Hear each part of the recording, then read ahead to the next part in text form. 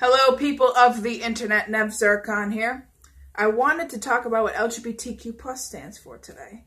I feel like most people already know this information, but in case you don't, hi, I'm here to educate you today. Let's get started, shall we? L stands for lesbian. This is a term used to describe women who are attracted to other women. G stands for gay. This is a term used to describe men who are attracted to other men. However, I do want to clarify, some women actually prefer to call themselves gay rather than lesbian, which is fine. They both mean homosexual, so by all means, do you, girl. Do you. B stands for bisexual. Your gender doesn't come into play into this one. It just means that you have an attraction to men and women.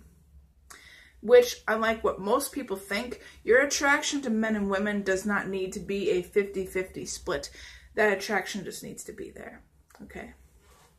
Then there's T. T stands for transgender.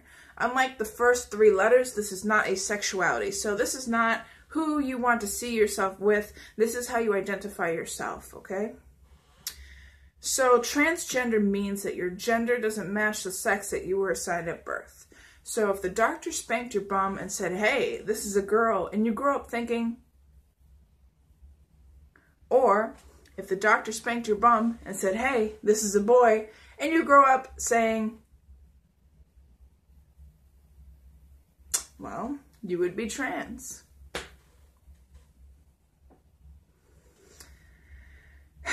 And I just want to clarify, when people think transgender, they think trans men and trans women and there's nothing else, but that's not true. Non-binary people are also transgender by definition. And if you don't know what non-binary is, that means you don't 100% identify as male or female. So, you could be neither. You could be a mix of both.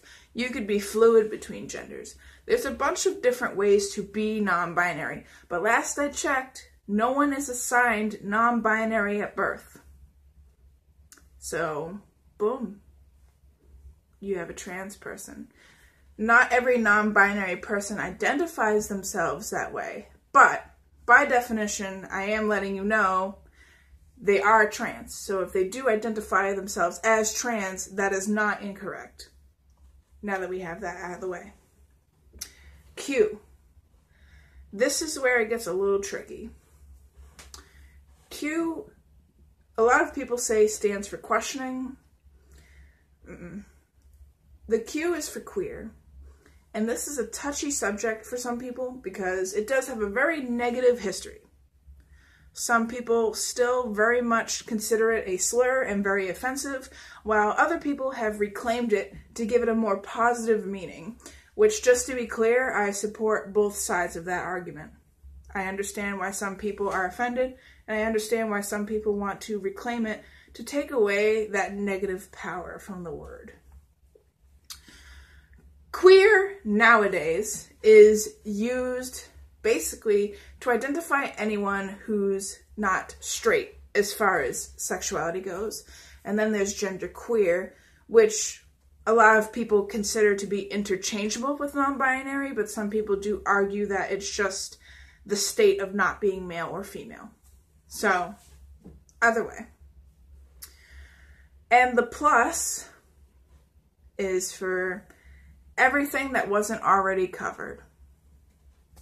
Some people do use queer so that they don't otherwise use a different label to identify themselves, or maybe they didn't find one that fits, but some people don't like queer, so that's what the plus is for.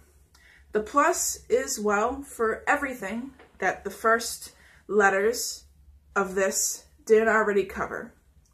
So the people who are asexual, the people who are pansexual, the people who are agender, gender fluid, the list goes on.